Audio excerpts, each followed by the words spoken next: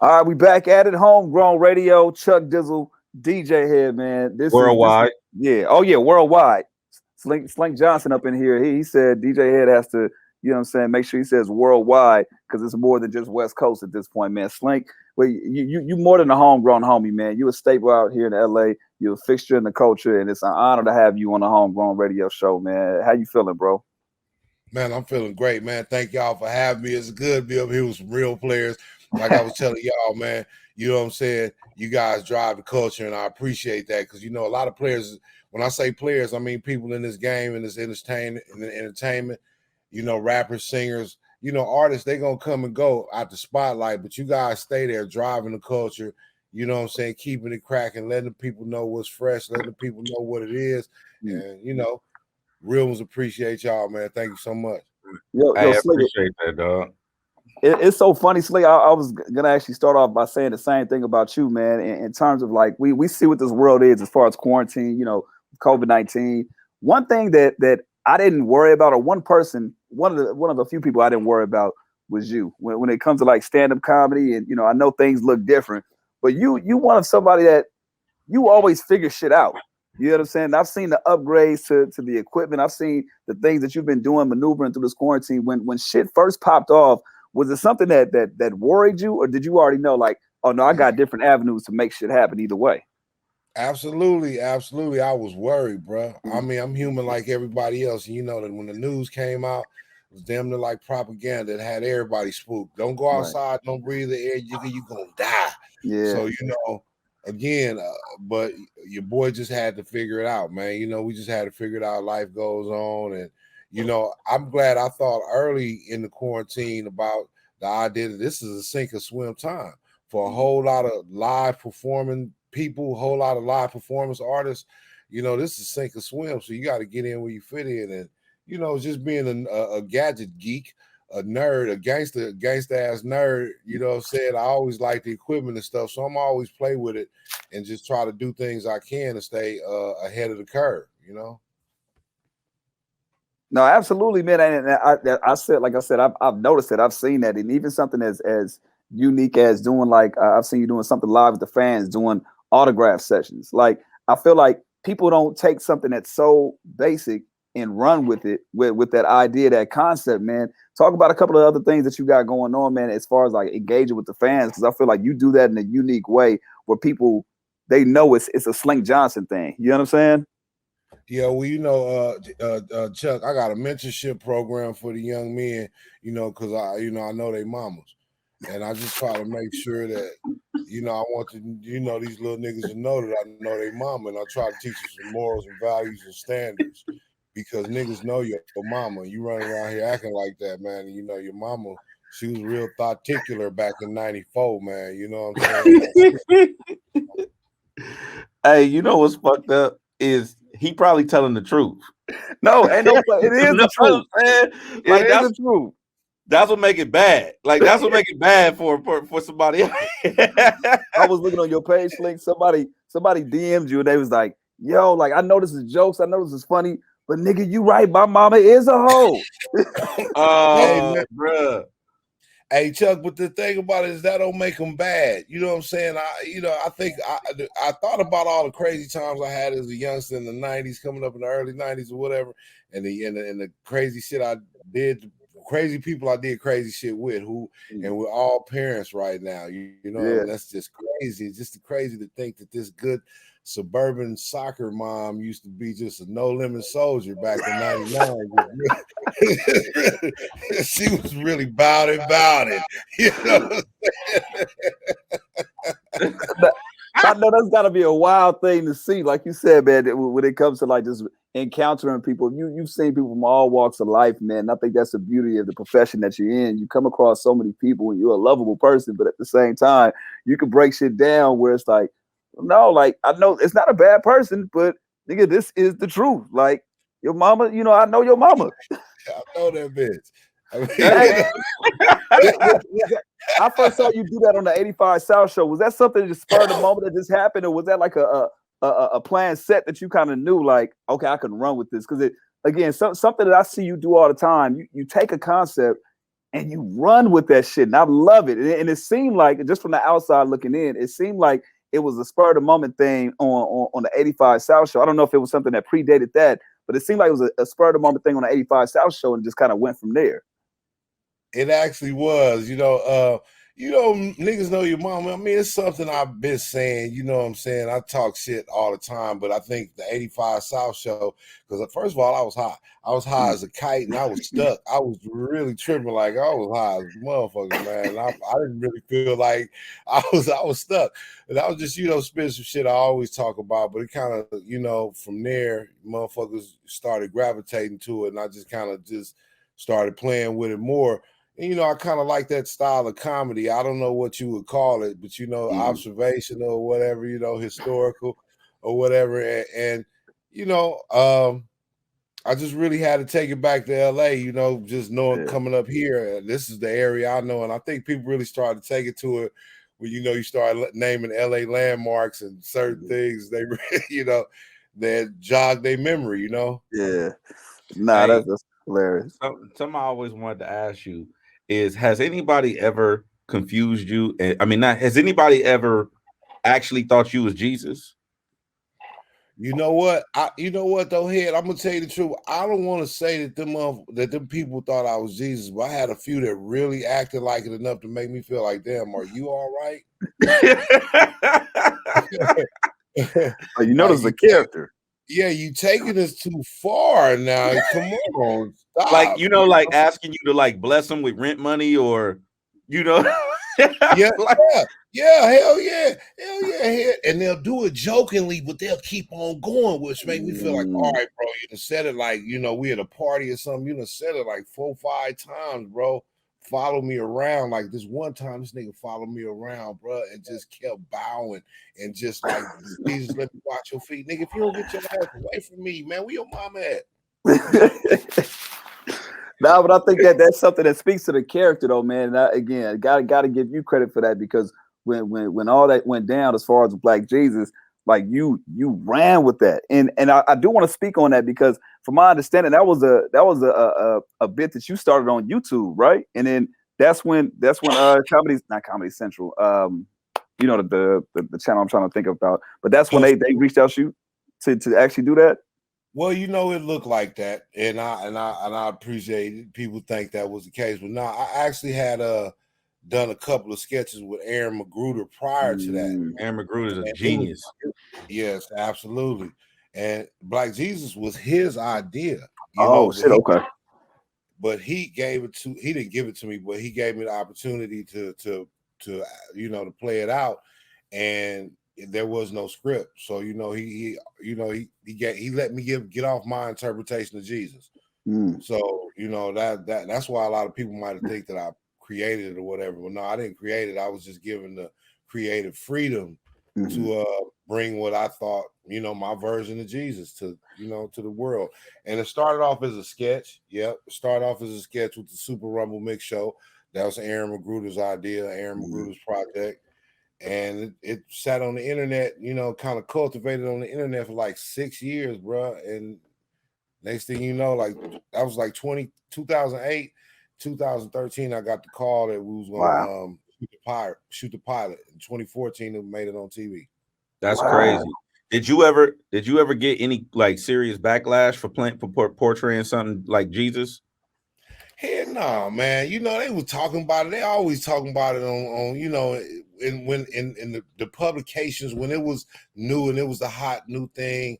Of course, all the publications talk about it, but ain't nobody said nothing to me here. It's all love in the hood. It's all good. No. I'm not saying like did something to you. I'm saying, like cancel culture. Nobody even said anything. Nobody. Yeah, of course they wrote about it in the tabloids. You had a couple of organizations that say, yeah, let's trash this shit. You know what I'm saying? It's blasphemous, whatever. But it wasn't enough to really do nothing. You know what I'm saying? And do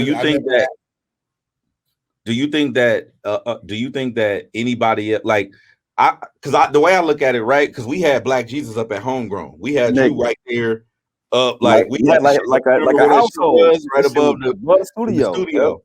But I could imagine like if like let's say a white person, a white comic were to start doing a sketch like portraying Jesus or whatever, I don't know if they would have gotten away with it the same way. Like I feel like black people get a certain pass to do certain bits that white people can't do, and then vice versa.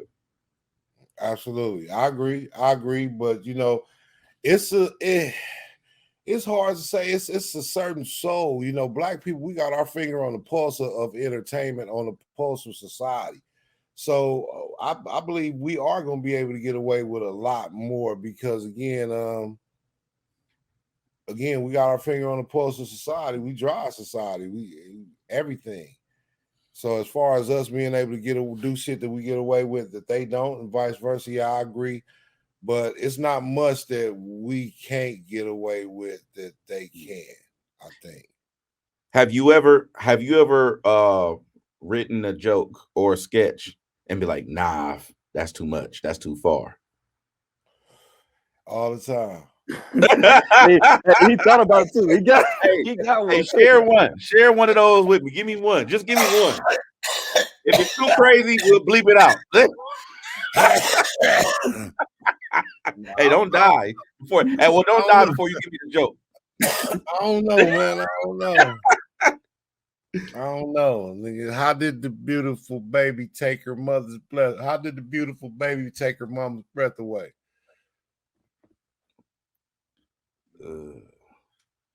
I got. She got caught in her windpipe. Oh shit. That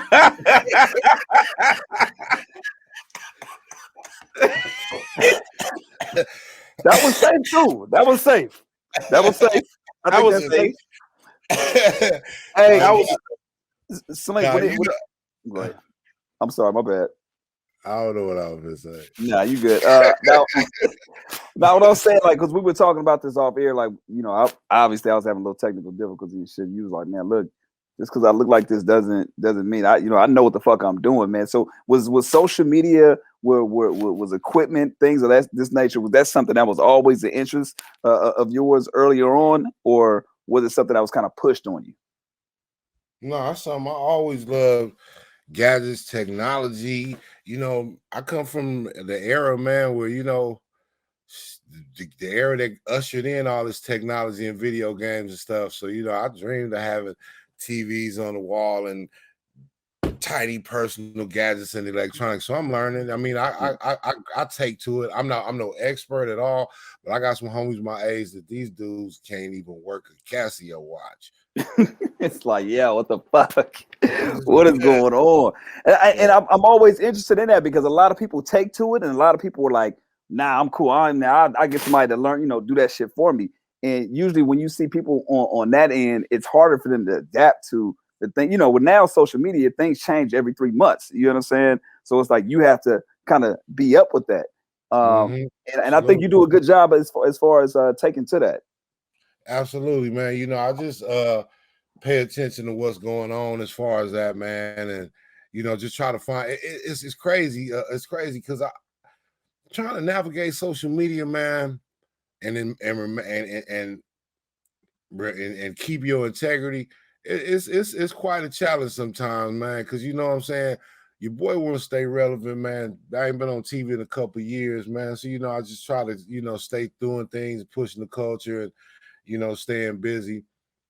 But I see a lot of people on here, man, doing a whole bunch of bullshit, man. That's unbecoming of real nigga. So you're not finna see me do your dance. I'm not finna do no challenges. You know what I'm saying? I don't do that. TikTok. I ain't gonna lie, bro. When I saw Jeezy dancing on TikTok in the grocery store, I was just like, damn. Like it just threw me off, bro. I ain't gonna lie, like it just threw me off. I mean, whatever worked for whatever worked for the people, say whatever worked for you is whatever worked for you. But I'm just not gonna do it.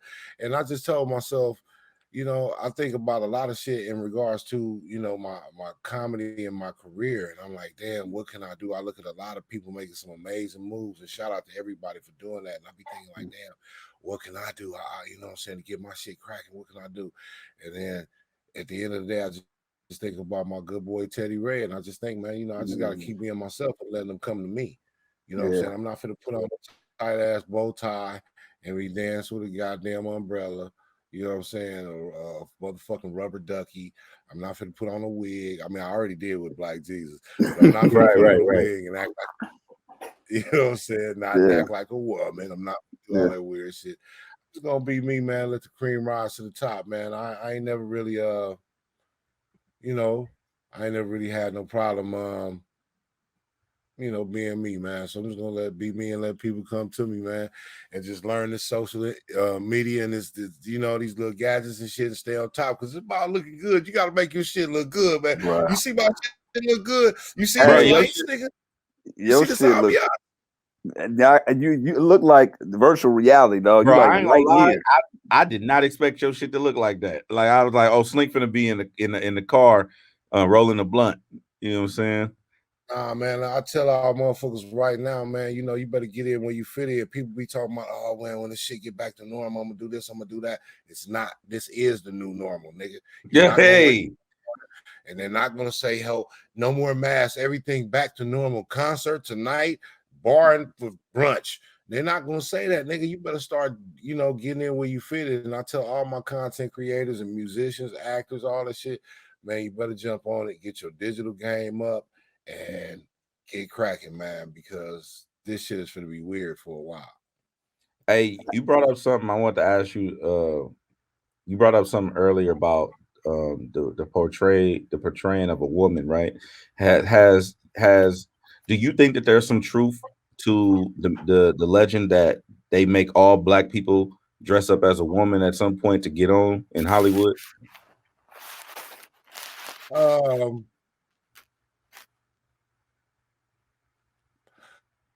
I say yes and no. And the reason I say yes and no is I don't want to, you know, again, pardon me, excuse me for being naive, excuse me for being optimistic, but I don't want to believe it's just some big concerted effort, you know what I'm saying, written down on paper, a plan to say, hey, let's break niggas.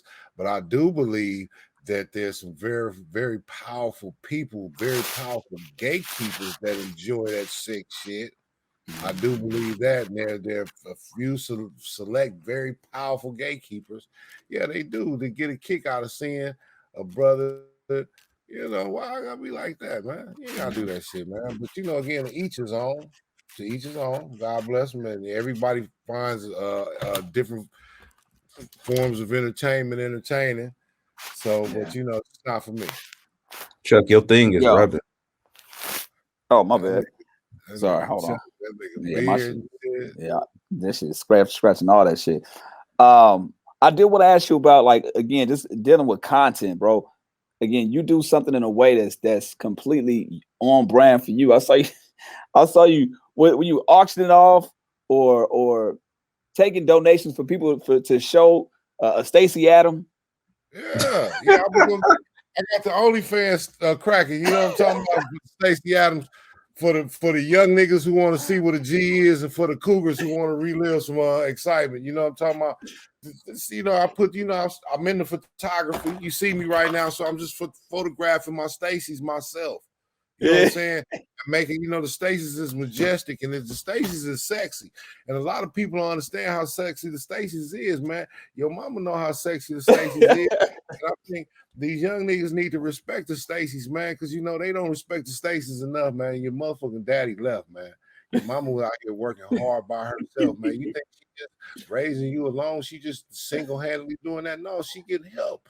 When your mama alternator went out, you think she fixed that shit? When your mama alternator went out. Nigga, some Stacy's fixed that for your mama. Got you back and forth to school in your destinations, and you don't even want to pay Mr. Earl no respect, man. Oh my God. Nigga, you laughing at the Stacy's and shit. No, nigga, that shit fly, nigga. Hey, have you ever been in a situation where, because you talk about the mom shit a lot, have you ever been in a situation where a kid, either woke up and came downstairs or came in the room and found you with a mama? No, I think I was a little more swifter than that. But I don't know, kids, they be seeing shit, and you don't be, you know, you don't be knowing. So they be seeing shit and remembering shit. And you be like, nigga, what were you at? Nigga, I was looking. No, I was seeing that shit. That's low key the truth, too. Ain't nobody ever told me no shit like saying, oh man, I like this chick, man. And she had a whole bunch of kids. I was young. I was about 20. She was about 23. She had a whole bunch of kids, about 6 of them. And 2 of them used to sleep in the bed with us, man. And one night I spent the night over there and woke up the next day with a whole puddle of piss on my left side. And I said, you know what? Never again. Never again. So, little nigga, you know your mama, Felicia. Your mama named Felicia, and you got about 5 brothers and sisters. It's you, nigga. Hey, what city was this in, Slink? This is in LA. I can't say this. I can't say it. I was about to give you the street. That would have been too much. She was on Vermont. Like, oh shit. You close. You close. It's actually cross street. It's actually across. The way you describe that, it's only a few streets. You know what I'm saying? hey, and that's the cross street. That's goddamn head. Listen, I done been around a few blocks. You know what I'm saying? Hey man, LA legends, man. You know what I'm saying? That a lot of people don't understand this LA legendary shit, man. Look here, man. In this society we live in, especially this city we live in, man, every calendar you cross off the list is another motherfucking stripe. Yeah. You don't be here being dumb. You don't exist with longevity in LA being dumb. Yeah. You know what I'm saying? So I know you niggas traverse the land. Awesome. You know what I'm talking about? And you know these niggas mamas. You know what I'm talking about? I know this nigga Chuck know these niggas mamas. Hey, Chuck don't like to talk about it, but he used to be a beat back in the day. Man, I don't know what the hell y'all talking about. I would get into it with you, head, but it ain't no fun. We already know you know these niggas mamas. You ain't got no problem telling you. I don't have comment about none of that shit. Tell them, head. Tell them, head. You know they mamas. Hey, look, I don't know about nothing. Let me ask you this, Slink. Yes, sir. Do you have any insight? Any insight? Now, I don't know if you signed the NDA or if you're part of the elite Illuminati on the Underground Railroad. Do you know any details about Grand Theft Auto 6? You know what, head? I ain't did nothing but be solid, man. And I'll tell you the truth, people think I'm lying. I did sign an NDA for GTA 5, but I have no dealing at all with GTA 6. Right hand of God, folks be asking me, man. I really I'm waiting for this fucking game all my adult life. Like you got to look at it like this, bro. This is just me talking. I don't speak on behalf of Rockstar. I know nothing about what they do, but they go, bro. They keep making expansion packs for 5. They finna bleed this out of 5. You know what I'm saying? You might see a motherfucking 6. You know, it might be like GTA was like 8 years apart from GTA 5. GTA the last one to GTA 5 was like 2008 to 2013. That was like 5 years, 6 years. Bro, they're gonna take time and they can keep expanding. They keep making expansion packs and new stories on the same game. And look at the graphics. Like, I'm not to say they couldn't do nothing better, but wow, this is gonna be a while before they be able to top that shit, and that's just my opinion. You know what I'm saying? So I don't know what's up with GTA 6, but if they are indeed making that shit, Rockstar, I know you got your spies and your bots all over the internet. And you hear every time your name is called Rockstar. Give Slink Johnson some more money because you know y'all made out like a fat rat. You can give a bread and let me in GTA 6. Man, let's Slink Johnson. We need to start that campaign. So let me ask you this about the game specifically, right? First of all, I never asked you about this because even before we met, like on some homegrown shit, I think I had already been a fan of yours because I'm a nerd, bro. Like I love video games, and I already knew who you was, and I already knew about the comedy and shit. But like obviously, you got your exposure went to another level with Grand Theft Auto. But when you got that, I don't know, I mean, maybe you could walk me through it, but when you got the script or when you got the script for Grand Theft Auto, did you read it like, oh yeah, this is my type of shit? Or do you read it like, wait, y'all gonna put this in a video game? Because that's what I thought. When I first was playing it, I'm like, this shit is crazy. Like they gangbanging, they set tripping. Like, what the fuck? Well, you know what? here when I first got the script, I kind of, I went over it, but again, thankfully to the people at Rockstar, it's probably a good idea on their behalf to allow me to, or allow us a little more freedom in regards to the script and the lingo, in the script. Of course, I'm sure they didn't expect the script to be stuck to, like, the story for sure. We had to stick to the story and what was going on and the details of that nature. But we just translated the script in a way that was, that was going to be Los Angeles like, because Los Santos mirrored Los Angeles. So again, we're going to talk like niggas in LA do. So I thank them for allowing me that, man. It was an amazing opportunity, man, to be able to spit the lingo of the time, you know what I'm saying, and go down in history, man, like to be the one that, you know what I'm saying, that brought the LA lingo to the culture on a mass scale. And it really tripped me out though here that it people trip out on a game that much because we got rap. I mean, damn, y'all don't listen to rap, but I guess to hear it out of video game is like, different. wow. Bro, it ain't no way you could tell me that wasn't different though, because I'm hearing like raw ass, I'm hearing the end fly, like I'm hearing like I heard I'm playing a video game, right? Now we play all kind of shit. We running a 2K, we've been playing NBA Live, we running Madden. I ain't never heard a video game call another video game a nigga. You know what I'm saying? I just ain't never heard that before. That's never been introduced to me in a video game. So you gotta excuse me for not just being like, oh, this is like rap music. It's not like rap music. Because because you gotta think about it, right? When NWA first came out, that's the first time the world had heard "fuck the police" in a rap song, and look at the impact that made. So you kind of gotta like really embrace the fact that the impact that y'all had with Grand Theft Auto was on another level because it changed the landscape of video games. You know what, Head? I do, man. It's humbling to think, man, because at the end of the day, I had no intention on like, yo, this is going to do what it's doing. It's just I was doing what I was doing. And unfortunately, as far as the N word go, my vocabulary is peppered heavy with it, my personal vocabulary, and I kind of struggle with that. I hate that, but it is what it is. And what's crazy is they let so many N words fly, but they wouldn't let me turn the families into Crips. You know what I'm saying? Real? I was like, cuz, I say something like, yeah, fuck that, cuz, this, that, and the third, So, and then had some little blood lingos in there. They was like, no, we can't, but we can call a whole bunch of N-word. Wow. We can call them a whole bunch of niggas. Yeah, but I can't say cuz. Wow. Is that part of the reason why you kind of like don't like to say the N-word as much, or like you trying to tell? Now, I'm not gonna put words in your mouth, but you just said a second ago that's something you're thinking about.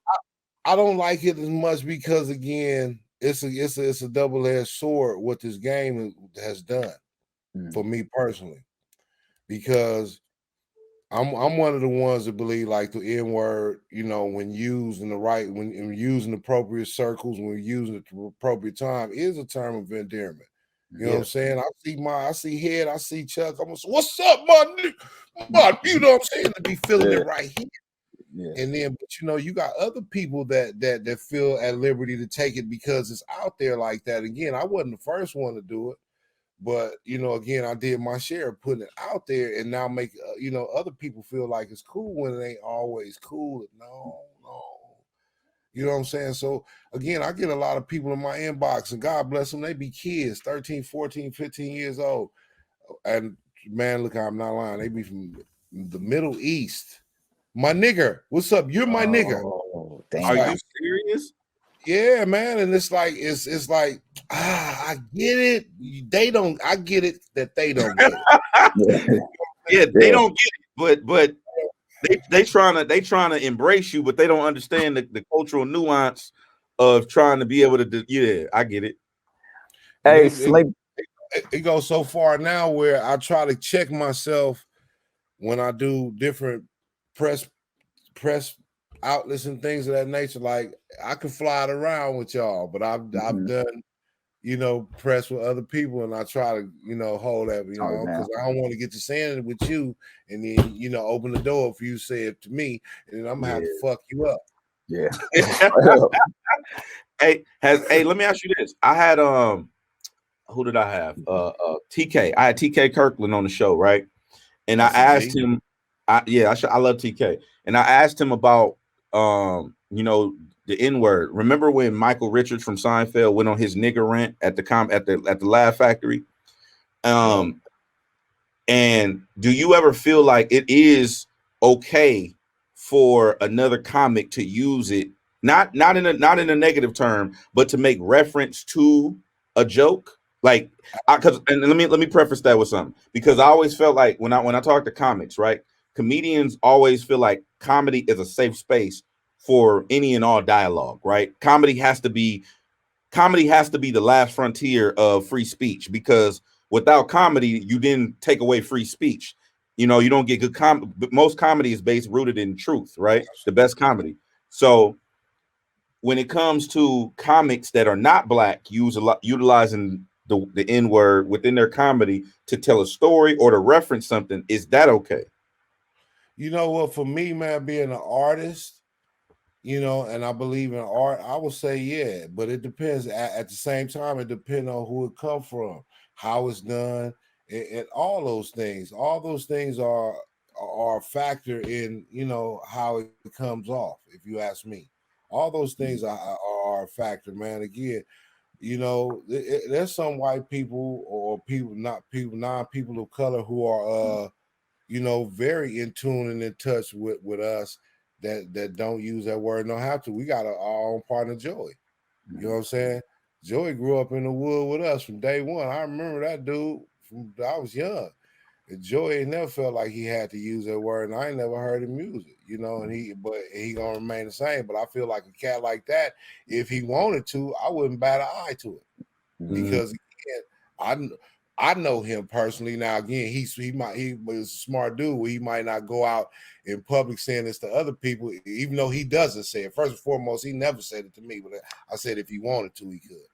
Because I know you, and I know where you come from, and as far as the comics go, everybody ain't gonna know where you coming from, but how you come off. Like I say, it's your mannerisms. I did a podcast with another white guy, and I'm talking to him about that, and I'm about if you can identify with my struggle at all, if I know for a fact, like again, like my friend Joey, I know we went to all the schools together. I ate at that dude's house, and he spent so much time with us. Where did you learn to be white? You know what I'm saying? He was always, you know what I'm saying? He always around us. So, but everybody wouldn't know that. But my point is, it's about mannerisms. It's about repertoire. It's about a bunch of things, man, and respect most first and foremost. Again, if you're saying it in reference or you're trying to paint a picture, I get that. But if you become that one comic that over time they get to rewind on all your bits, you just got to throw that in everywhere. Like a good white comic ain't even got to use that. I think you ain't got to throw that in there nowhere to be funny. It's so much other shit you can say that you ain't even got to use that. But if you do use it, just again do it like Head said in reference to something to set it up right. Because again, this is comedy, and we supposed to be able to talk like we want to talk. But it's only so long before comedy turned into hate speech. So don't do it too much, nigga. Slink, top 3 comedians all time for you, man. I know it's a kind of a hard question, but for you, as far as maybe influence, who influenced your style, who was you watching growing up? Like, where do you rank the top 3 comedians? You know what?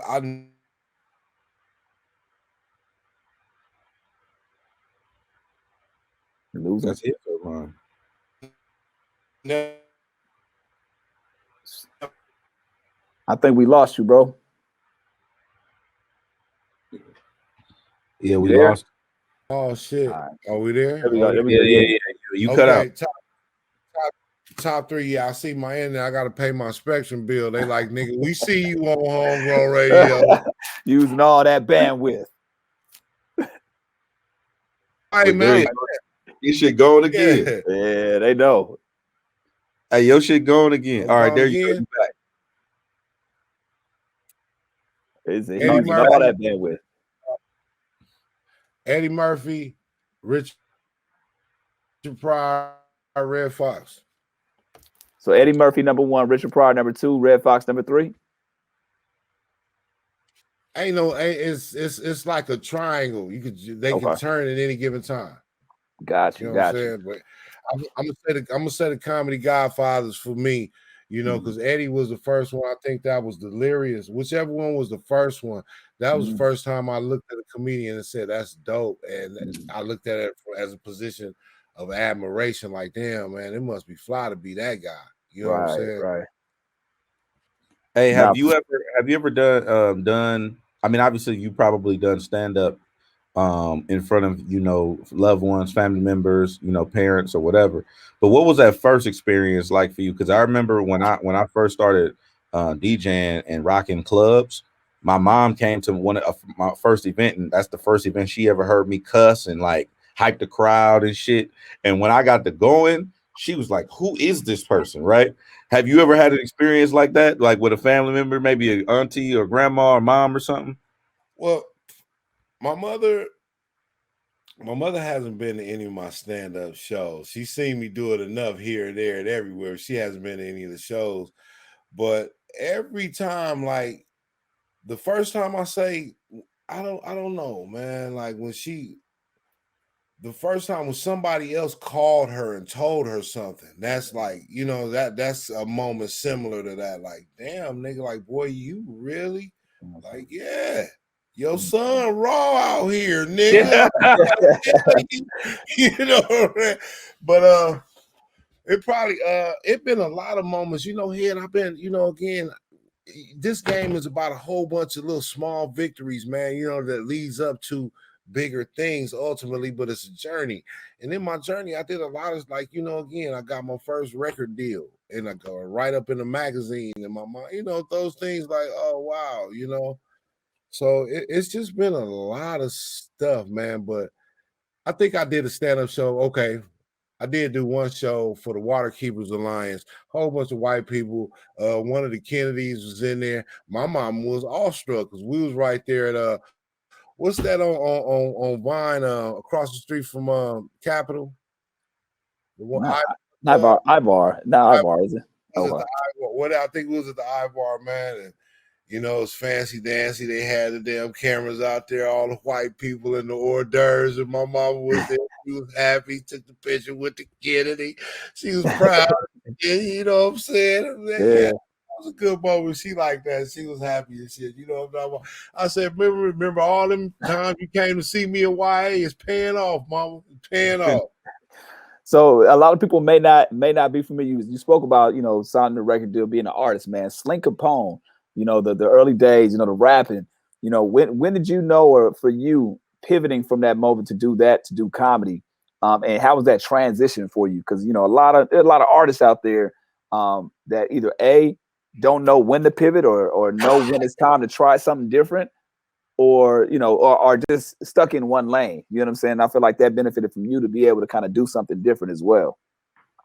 Well, Chuck, God led me to the pivot, man. I ain't had no plan, bro. I still ain't got no plan. I don't know what the fuck going on. I'm just trying to make sense out of everything, bro, to be honest with you. I was rapping heavy, in the late 90s, late 90s, early 2000s. I got a deal with Short in 97, I think. And, things was happening. I'm touring. I'm making records, hanging out with him, meeting rappers. The whole little thing. All these rappers feel like I'm on. I feel like I'm on my way, man. I'm on tour with Too Short and the Hot Boys. It's cracking. You know what I'm saying? And Jive, who was doing our distribution, they from what I understand, they just pulled the rug up under the record label, and right before my record was about to come out, of course. Ironically. And that kind of threw me for a loop. So I'm kind of scrambling to try and do shit myself. At the time I didn't understand it, but Dog Short was putting us in position, you know what I'm saying? We meet niggas and doing shit, and I didn't understand. I'm like waiting for him to do everything. Like he's gonna get us this crack and get us popping. No, nigga, you getting out here, you on tour, you meet niggas, you supposed to be out here networking, doing shit, making shit happen. But I didn't understand that anyway. you know, the shit went to his shit, and then I kind of tried to do thing on my own independent, you know, pushing the CDs out my trunk, out my bag, however I can do it. And you know, it shit did what it did, man, but it didn't do what I wanted to do in the timeline I wanted it to, and I was bummed out about it after that. A few years, I was like, man, back on a regular ass job, not liking it, going job to job, just trying to figure it out, bro. And you know, still trying to rap, but just every day that I felt like my window was getting smaller and moving further away, and I'm feeling like, damn, I'm getting caught up in regular life. I got these fucking kids, they getting big. I gotta do shit. I ain't a young nigga no more. And as far as pivoting into comedy, I've always been who I am. I've never I never had intention on being a comic. When I was like, I can't say, oh yeah, when I was 12, I knew I wanted to be a stand-up. I ain't for the lie to say that. Yeah. I just always been the type of person I am and knew the people that I know. You know, my friends, before I was actually heavy in the rap, I was doing sketches and shit back in 93. I met a filmmaker in the shopping center in Marina I was working with named Jason Van Veen, and he just kind of took a liking to me because, you know, I go in there and talk shit and just talking shit to him, who the type of person I am. And he was a young dude writing films, making films way back in 92, 93. And he was like, man, your ass crazy. I'm going to put you in my shit. And I'm like, all right. So I just started doing little films with him, but I wasn't even tripping here. It's just like hanging out with the homies. Yeah. Feel me, Chuck? I'm just hanging out with my boy. Right. Like if I go hang with y'all, I'm in the radio station. That's what y'all do. Chilling. Yeah. I'm not tripping. I'm not like I'm just going to hang with Chuck. Mm-hmm. But you know, I just started doing it more, and it's cool. I was doing it, and you know, people were laughing, and my boys, you know, people were liking them. Well, that's cool. What about this rap though? I want to rap. You know what I'm saying? I was concentrating on that and doing that shit for fun. But you know, once you know, rap wasn't working like I wanted it to, I stayed doing little sketches here and there. And my boy, who originally got me in the sketch game, he ended up working for Aaron Magruder, and that's how I met Aaron Magruder, through him. Oh shit! See, the only reason why I asked that's actually a great story. The reason why I asked that, literally, the other day, one of the homies tweeted out, "Yeah, I think it's time for me to give up this rap shit." And it was like, oh damn! Like I just always curious. I'm always curious about that moment when, you know, this is a dream of yours. It's something you love to do, you know, and obviously talented. But when you realize that you're in that fork of the road and you have to make a decision as to which way you're gonna go, I'm always just curious as to where people's mindsets are at when it happens. And it seems like for you, it happened at the right time, like you said, divine time, and God just kind of put those things in your life and made it work out for you. Man, Chuck, man, I remember one time I was working at this place called Solid Foundation on Crenshaw and Washington. It's like a little day program for developmentally handicapped adults. You know, cool place to work, man. But you know, I'm not good, man, with no damn 9 to 5 ass job. Either I'm smoking weed or I'm talking shit or just lackadaisical. I don't know. Whatever the case, I got fired that one day on the job, and I was trying to fight my supervisor. I forgot why they fired me. It was some bullshit, man. But I remember I left. I didn't have no car. I'm walking home, was getting on the bus, and I was just fucking. It was a whole movie scene, man. I'm crying. That was my come to Jesus moment, man. I'm crying. I'm like, man, I can't work for nobody. I can't do this. I don't know what the fuck I'm gonna do, but I cannot work for nobody. 9 to 5 is not me, man. I can't do it. And from that day on, I just kind of did this and that and the third. And, you know, Lord, thankfully, you know, God has something better for me, man. And he's leading me in on the better, man. So, you know, it's a journey. It's all a journey, and we still on it. You know what I'm saying? And like I was just saying earlier, man, it's levels to this stuff, man. So we just still trying to get to another level. Now, and I'm glad you spoke up on that, because it's like people see the Black Jesus, people see the sketches, people see the high times and what Slink is doing, and they just think that, oh, it just magically happens. And it's like, nah, people really know those come to Jesus moments, those times when you fighting your boss, you know what I'm saying? When you had these kind of Jesus moments. And it's good that you speak on shit like that, because I think it's people looking at it, they're like, oh damn, okay, I'm not the only one. You know what I mean? Like I think Head said recently about, you know, how Instagram or social media is like a highlight reel. Everybody wants to show the high moments. Everybody wants to show. I seen that. Yeah. Everybody wants to do the snapshots of the great moments, but don't nobody want to talk about when you sitting there really questioning your passion. And I think that Or that's when you leaving a job crying because you know that ain't what you're supposed to be doing. exactly. No, What I was gonna ask you about that, man. what I was gonna ask you about was the so I always hear like from comics, right? Professional stand-up comics, that people who do the social media skits or sketches, that's not comedy, right? So but you kind of like, I feel like the new breed of, I mean, the people who have been able to pivot and kind of live in both spaces are the most versatile. Where do you think? Where do you stand on that? Man, look here. I kind of felt some kind of way. I understand what stand-up comics mean, being an older dude now, and understanding tradition and ways. I kind of understand, it's kind of hard, man, when you've been in line for some shit and all of a sudden this baby come jump in front of you and like, damn, but I've been in line, I've been, doing my reps. But it just is what it is. You know what I'm saying? It just is what it is. And I don't ever want to disrespect the game because, stand-up comedy is a science. It's an art and it got to be respected. It ain't no BS. Like, for real, you got to respect the game. And I think some of these OG stand-up comics and comedians or whatever are looking at these people, jump to the front of the game on the strength of some dumbass dance or something. You know what I'm saying? Again, I'm not going to do it. But whatever it takes to get you on, young brother. Now, but they gotta understand is once you get that light on, you look, that little dance ain't gonna go forever, man. So you better know how to do something else. Yeah. You know what I'm saying? And you in doing something else, I think you gotta, again, you gotta understand you still gotta put your time in.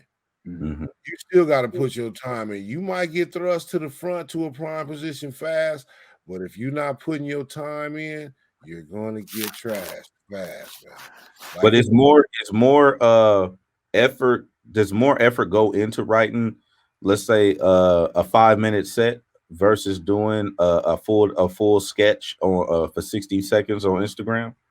what's effort? Effort is a Well, what relative. I'm asking is, because I you get said you lived in both spaces oh, before. You did for me. sketches and you also done stand up. Oh, for me personally. Well, Oh, for just in me. general, I don't know. That's why I'm asking. I was saying here, I'm thinking, effort is a relative statement. You know what I'm saying? How much effort you put into something, getting it done effectively might be more or less than, like, I might try to do the shit hard, might put a lot of effort into it, and the shit still be trash. But here, Right. just gotta, like, you know. So it depends, like how intricate the joke is, because they both equal, if you ask me, because that 5-minute joke in a set could be more vivid than that 60-second video. You know what I'm saying? If worded right. So it just depends on how elaborate you want your 60-second video or sketch to look, or how deep you want to go below the surface with your joke, double, triple, quadruple entendres, make it, you know what I'm saying, a joke that goes so many ways. Those kind, they're like, damn, he could mean that, and it's funny, and he could mean that, and it's funny, and it's just like, so I think what's they both equally, because that 5-minute joke is, that's that one that live forever. Them jokes live forever. I think jokes are gonna live longer than some of these sketches and video projects will live, because a good joke goes generations, man. You know what I'm saying? Yeah. Thanks. Now we recently lost the legendary Charlie Mack and John Witherspoon, man. Two individuals that you had the pleasure of working with up close and personal on Black Jesus, man. How did their death affect you, and how does it, make you look at your career and your life moving forward? Man, it definitely affects me in the sense that, again, I'm humbled and awestruck, just at the time of the things. And just to think, man, that I got to work with two great men, great people, you know, in the twilight of their careers, man, and it puts a lot of stuff in perspective, puts my own in perspective. Man, it's just like I gotta go hard. I gotta get it. And we talking about two men who were beginning to be more widely recognized as they began to get up in age. You know what I'm saying? Charlie was in his 40s when we started, when he was Charlie Murphy. Right. You know, he had always been doing stuff, but it wasn't until he got in his 40s till we gave him his props. Like, yeah, you know what I'm saying? But again, that serves as an inspiration as well. You know, Charlie, the one man that urged me really to just jump up, stand up hard, nigga. Go ahead, and I'm glad I did. I'm glad I did, because stand up, as long as you grinding and honing your skills and becoming better, it's like you can write your own checks. You can't, you know what I'm saying? You can get work. You know what I'm saying? As long as you good and you keep doing your shit and keep grinding, you can get work. But Hollywood, you know, I still audition. You know what I'm saying? Niggas just don't call, you know, Mike, we just ain't call my phone, so Slink, you know what I'm saying? You still got to audition, and you know, man, you don't get them. You might get one out of 99. I don't know. They don't, you know what I'm saying? So motherfuckers out here grinding. So again, those guys inspire me to get it. Because John Witherspoon, another one, man. He gets that money. Look here, bro. That man, God bless his soul, he grinded to the day he died. Back. John stayed on this shit. And he told me to get it, man. It ain't no days off. And again, back to that word, it's levels. And them dudes, I was the lead. I was the lead of that show, but I wasn't the star of that show. You get me? I was the lead, but I wasn't the star. I'm up there working with these dudes that are certified stars, man, certified, solidified, and in the books, you know, part of the culture, man. We're talking about pops. I'm talking about pops. You know what I'm talking about? I'm talking about a goddamn Charlie Murphy. Right.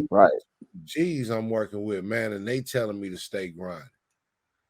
So, has there been something that you and I'm sorry, I didn't mean to cut you off, but you were talking about auditioning and you know doing that. Has there been a script or something that you passed on, or maybe didn't think it was going to be the level that it was, where you're like, damn, I fucked that opportunity up. I passed on that. I ain't passed on nothing. Yeah. I didn't get it. I might didn't get it, but I ain't passed on nothing. I love that. What's something that you've auditioned for that you later like, damn, it became some shit culturally or, you know, financially, whatever? Oh man, it was a couple of shits. You know what? It be so many, man. I kind of just forget about them, man. After but it was a couple of them. What was that I wanted, man? Oh, Ballers. Oh, snap. Man, I did about 3 auditions for that, man. Why is you playing with me, man? Why you calling me in here, man? I'm a baller. I'm a baller. You know what I'm saying? But I did about 3 auditions for Ballers. So we it's for the same. No. Hold on, Slink. The Ballers was the ops in Grand Theft Auto. You was Grove Street. No, I'm talking about HBO. I know. Okay. You fucking with me. All right, nigga. All right. Hey, I know my shit. You stay on it. You right. You said you did 3 auditions. When you go, like, did you know when you went in to audition for Ballers that it was going to be what it became? I kind of had an idea. I think because I knew because I think this wasn't even the first season, so it already was becoming. Oh, okay. If I'm not mistaken, so this was it's like season 2 or 3. If I'm not, I don't remember what it was, but I knew what it was. Like shit, man, I want that shit bad. Like sign me the fuck up, man, please. Because again, there's levels, man. But I don't know if you want to stand next to The Rock, bro. The Rock stand next to anybody make you look bad. You know what I'm saying? Well, I bet he ain't gonna be taller than me. Hey, do you think that if you was to get in the ring with The Rock, you would have a height advantage? You think that would help you out? No, I definitely have a height advantage, but shit, nigga, ain't nobody fucking with Rock, man. Nobody fuck with that nigga. You're like, you're not gonna bait me into that one. No, that's my brother, Dwayne Johnson. I'm Slink Johnson. We cousins, man. You know what I'm How about that? Bro, the Rock looked like a goddamn tank. Yeah, man. Look here, I see that brother sometimes, man. I said, God damn, that's hard work and dedication, man. Look at me, he over there, man. I sure wish I can get like that. Hey, Slick, is there ever a time where, you know, as a comedian, people don't take you serious? It's like, my nigga, like, that's a role. This is you know, it's not 24/7. I'm sure people probably come up to you, hey, nigga, tell a joke. It's like, hey, like, It's kid, you just a funny nigga. Like, all the time, man, all the time. And it's just like they come and, you know, with either one of the lines they heard from one of my characters or something, and just overly loud. Like right now, I'm in Rouse. I mean, I don't mind being recognized. Why you gotta be that loud, my nigga? I'm just trying to get some of these chicken strips and some of these scalloped potatoes over here from the hot section, man. Come on, man. Why you talking so goddamn loud, man? I hear you. I see you. Yeah, it's me. Yeah. Yeah, you take the picture. I'm smooth for taking the picture, whatever. I don't care. Just you ain't gotta be loud. Come on, man. Let me be the entertainment. You know what I'm saying? Yeah. You know, you ain't gotta be the loud one. We nobody wants to perform in Rouse right now, bro. Just smile, take the picture, and it's good. Has there ever been a moment where you've had your ego checked, or did it get to the point where you're like, yeah, I'm that nigga, and somebody had to kind of deflate your ego, or like you had to check yourself, like one of those moments? they walked right past you and went to get a picture with a YouTuber. I definitely check myself, man. And to be honest with you, head, man, my nigga, I kind of checked myself a long time ago, because I understand. I tell people all the time when I meet people, hi, I'm Slink Johnson, whatever.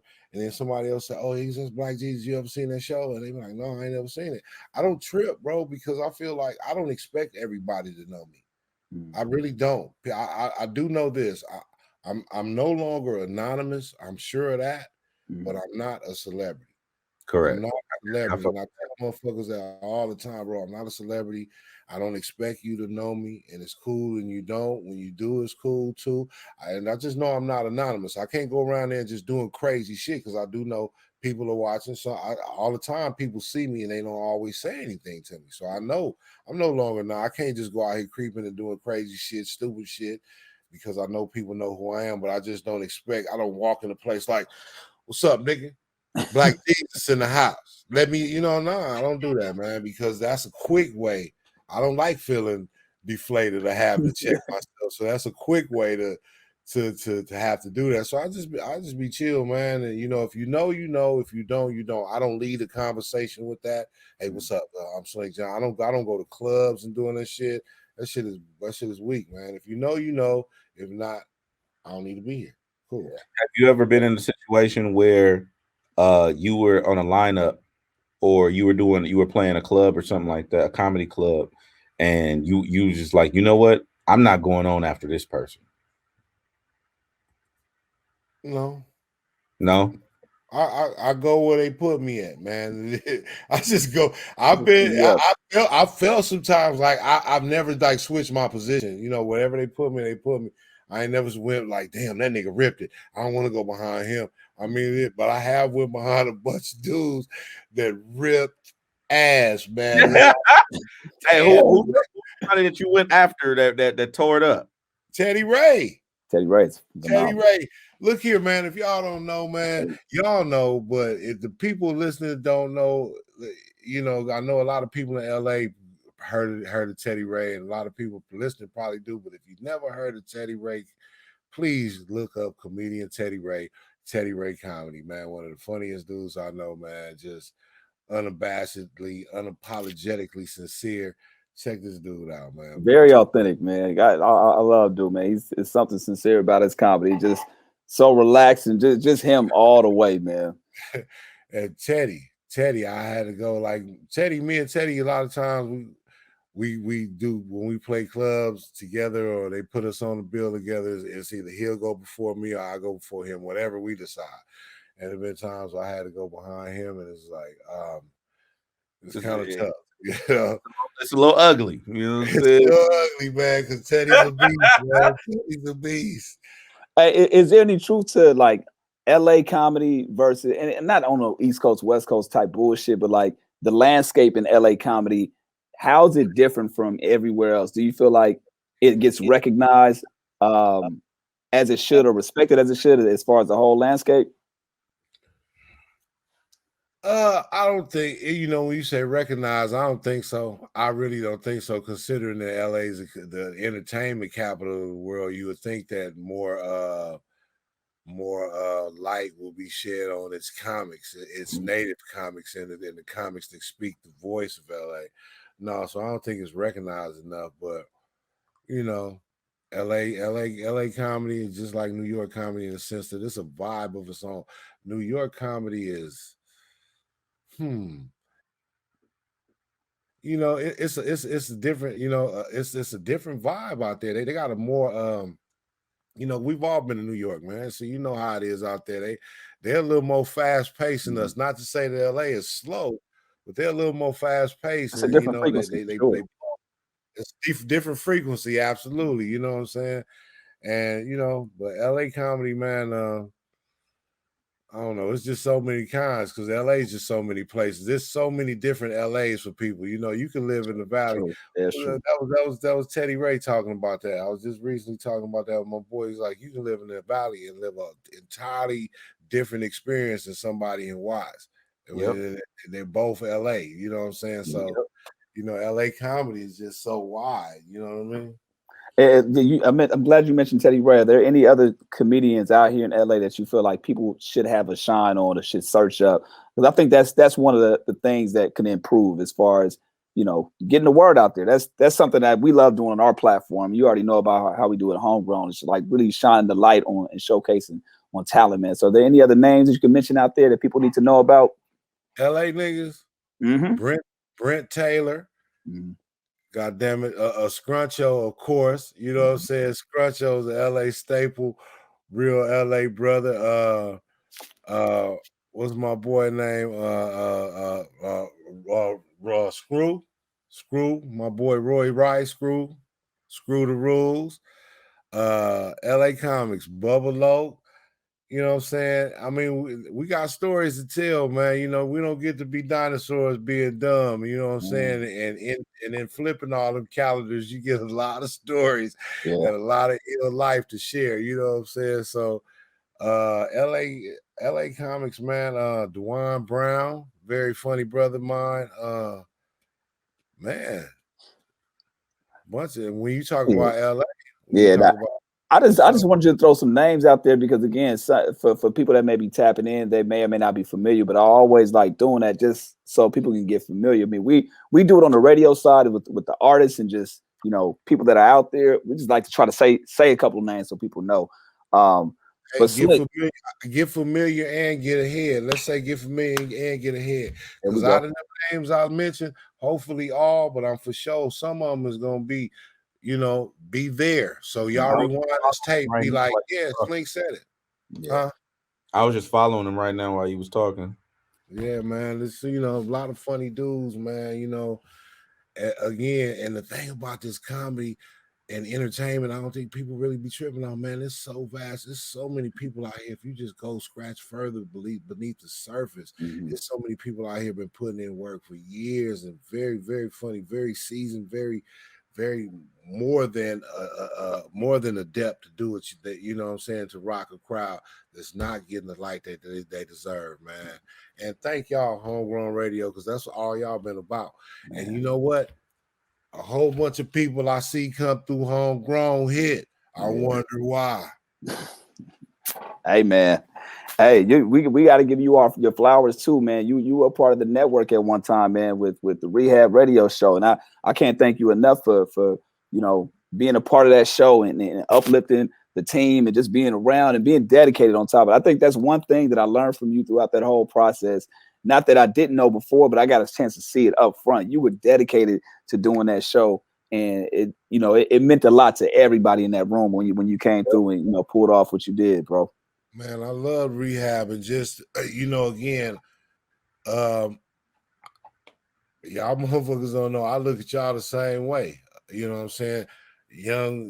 I'm tripping off, again, despite our meager accommodations at the time. You know what I'm saying? I'm still tripping. I know what the power of what's happening in that room.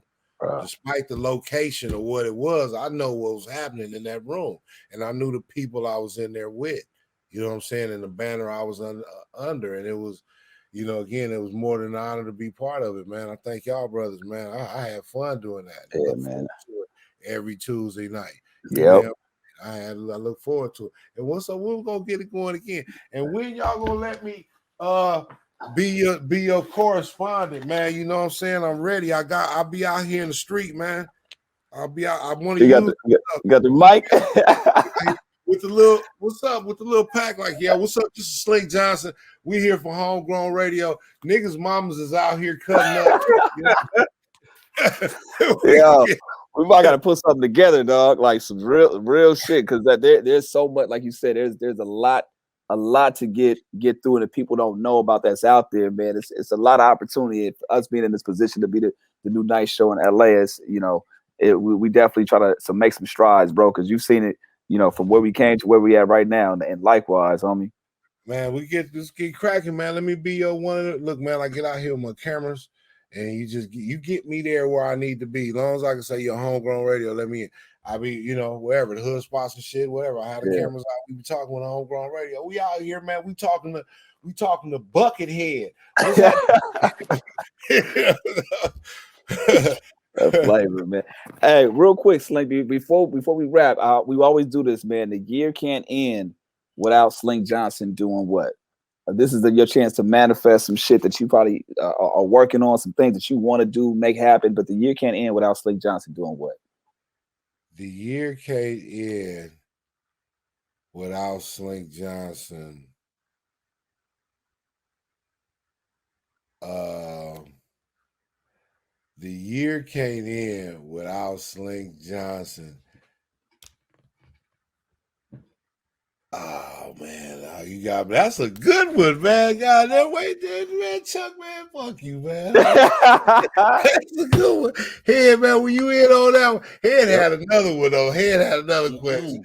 We like doing this, man, because it's it works. It works, man. We've seen countless times with people, for example, Mozzie. We had Mozzie in there about 2014, 2015. And he was like, man, I wanna make $1 million before the year ends. I just want to make $1 million. And that before that year ended, he randomly posted in one of his bank statements. And it was a heartfelt post or whatever. But we had to remind him, like, yo, remember you came through and talked about how you wanted that M and you manifested it. Back in the day, J-Rock came through. This is 10 years ago. He's like, man, I just want to work with Busta Rhymes, man. And he ended up getting a song with Busta Rhymes. Kendrick, he came through. He was like, man, I want to get on a song with Dre. I want to do some shit with have some shit flip with Sade and whatever. And obviously we see what Kendrick's doing. So this is the opportunity to be like, all right, whatever you got in your mind, whatever you're thinking about, fuck the limitations. What's the shit that you want to be like, yo, I got to make sure this shit happens.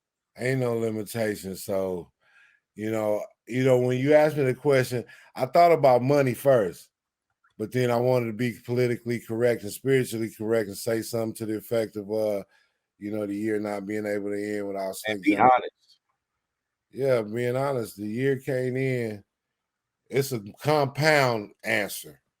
Okay. The year can't end without Slink Johnson.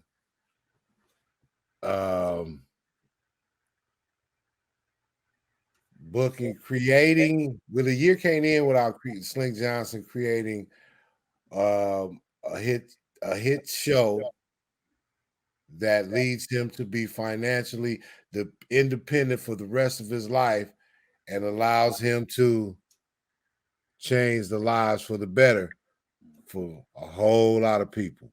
There you go. It is, man, and I love that there's a little thought into that. So out there. We're gonna end on that note. But if there's anything else that you want to tell the people, Slink, obviously how to contact you, how to find you, somebody's mama's house, and projects that you want to make sure that people know about. Okay, for sure, man. First of all, man, y'all want to hit me up, man. The best place to catch me is on Cash App. That's $ Slink Johnson, SLINK Johnson. You know what I'm saying?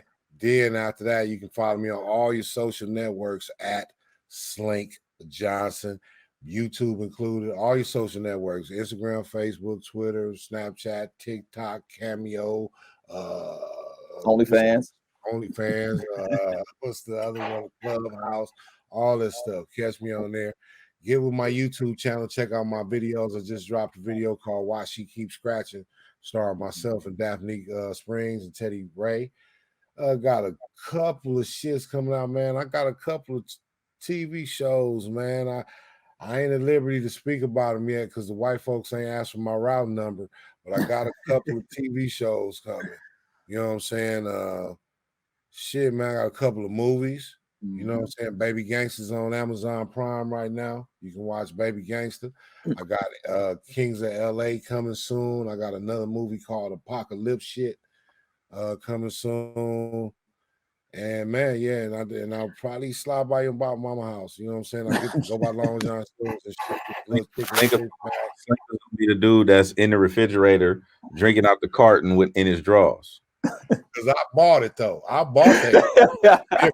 I bought that carton, little nigga. The one I bought for you, your brother drank it last night before you came home. But this was mine. Yeah. Wait! You did the recreations too of Grand Theft Auto too. Actually going to the locations. I meant to bring it up earlier, man. Was that something you came up with, or was it like an idea that spawned through multiple people, or what? It's an idea that spawned through multiple people. I mean, the fans have been asking for it. I actually thought to do it a while back with Solo, but to be honest, but my boy the PlayStation Haven, it was his idea to shoot it as well, and his idea to shoot it how he shot it. He shot it in the same angles as as it went in the game. I wanted to shoot it. I never got around to it, and I'm glad I did it, but I didn't. But I wanted to shoot it, but I wanted to make it come from a more cinematic approach. You know what I'm saying? But don't reinvent the wheel. Yeah, my boy was like, man, no, we need to shoot it like just like that. And I was like, well, all right. And lo and behold, it actually was the best play. It was the best play to shoot it just like it was, because people were putting it side by side and they were able to do that. And I tripped out like, damn, that is right. Yeah. Because I hate to bust anybody's bubble or hurt anybody's feelings, bro. But I don't really play it like that. I don't know the game. So I'm glad that my boy shot it for me, and he did it, and he put his input and made it happen, and did it like he did, because he actually he's a real gamer, not just like a fair weather gamer or a real gamer. You know what I mean? Man, Slink, man, thank you so much for your time, bro. We can go on and on and on, bro. But I appreciate your time and you coming on and chopping up with the homegrown homies. You already know you a day one, and we want to just salute you, give you your flowers, and just let you know you're a real factor out in here in these streets, bro. Man, thank you guys. Much love, man. The same to you, man. Again, you guys drive the culture. I appreciate you, everything you do. Y'all like the good cop, bad cop. You know what I'm saying? Motherfucking head to just decimate a whole motherfucking head itself. Like, you dumb. Chuck Dizzle's his new father. He's carrying his shit. He want to try to come on. Just get up and try it again, bro. So, Chuck ahead, like, get your dumb ass out of here. Describe this to a T, man. Slink, love you, brother. You take it easy. I know we'll see each other again very, very soon, man. It's Homegrown Radio. Chuck Dizzle, DJ Head, Slink Johnson. We'll catch y'all next time.